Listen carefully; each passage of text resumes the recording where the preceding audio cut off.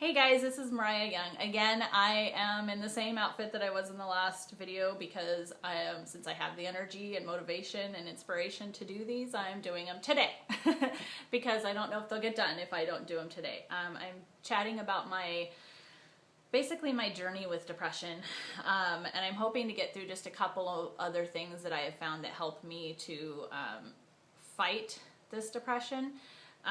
I do want to mention that the reason that I've realized that it helps is because on days that I feel depressed, which is most days, if I have these things happen or come into my life or I do these things just on a whim or whatever, I find that I have energy the rest of the day. And so I've really come to just sitting and thinking about the last 4 years, even though I hadn't given a name to my depression yet.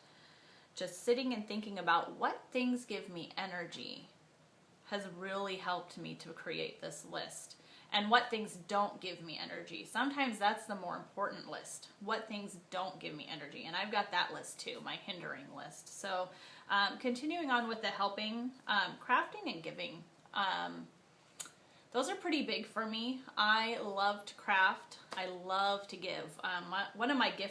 One of my love languages, and it's probably my biggest one, even though I'm pretty much all five, but one of my biggest ones is gifts, but it's more the giving than the receiving. I love to receive gifts, don't get me wrong, I do.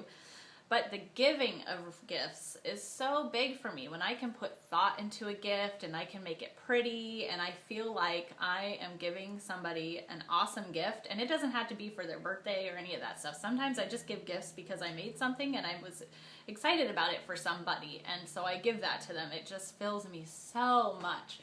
And my crafting, same thing. Sometimes when you just are able to pour energy into something that's creative and, work through sometimes, you get the issues or things that happen with a craft and you finish your product, your craft, whatever that is. That just gives me so much energy. And getting to show that off and be like, yeah, I made it, yay, that's huge for me. Helping others is another one for me too, whether it's, I have a friend that has asked me to help her with her wardrobe, which I love to do. Helping with, parties or events, or even helping with, actual like charities and stuff like that. I have some ideas for some things that I want to do, and I think getting onto a regular schedule of that will be super helpful for me because I've committed to it. I have to do it, not half, but I get to do it. Will be huge for me. So I'm actually kind of excited about some of those things, and I think when I can take my eyes off of myself, that is probably one of the largest things to help me get out of depression. I don't need to be thinking about myself all the time. I just don't. It doesn't do any good for me. I can think about, and so that's kind of funny because in my Weight Watchers meeting we talk about putting ourselves first, and helping others is still putting myself first because I understand the energy that I get from that. And so in a sense, it kind of still is thinking of myself, but it isn't at the same time. If that makes any sense. It is putting my eyes onto others, but yet in doing that, it helps myself. So it's kind of a weird juxtaposition, but it's true. It totally works for me. Encouraging podcasts. Oh my gosh, this is huge. For me, I teach Sunday school every Sunday. I've taken over the 3rd through 5th grade program at our church because I have a specific curriculum I'm wanting to do with them, and I get that. But that keeps me away from hearing the sermons. So I've come to realize I've got to start listening to those sermons each week. Even though I'm getting my Bible time pretty regularly, I still need that talk. I need the tips or the application or whatever it is, that my pastor has taken from his word, from the word, and has been studying and all of that. I really just need that extra little bit. Since I'm not getting it on Sundays, I need to listen to it in podcasts. I also listen to Dan Miller's 48 Days to the Work You Love podcast. I think it's just 48 Days podcast. And I also listen to Michael Hyatt's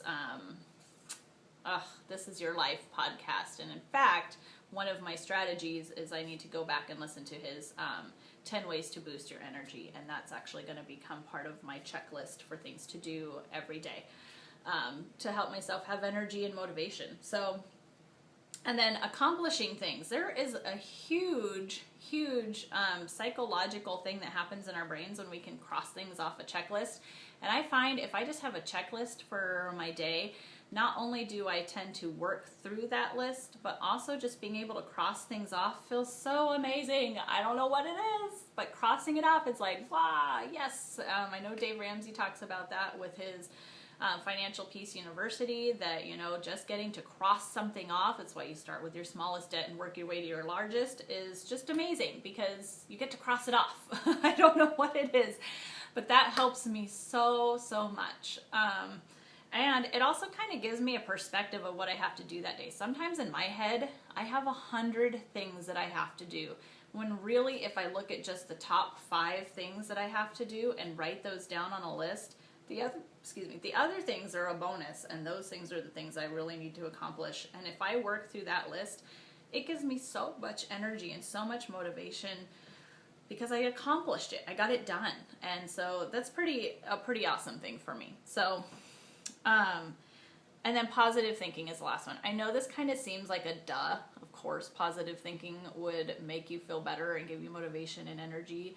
But I really have to be intentional about that because sometimes I'll be doing dishes or folding laundry, and I kid you not, a lot of negativity can come in those idle moments, you know, when your brain is not really thinking, because I don't have to think to fold my laundry or do my dishes. There's a lot of things I don't have to think through. I just do them, and my hands are on autopilot.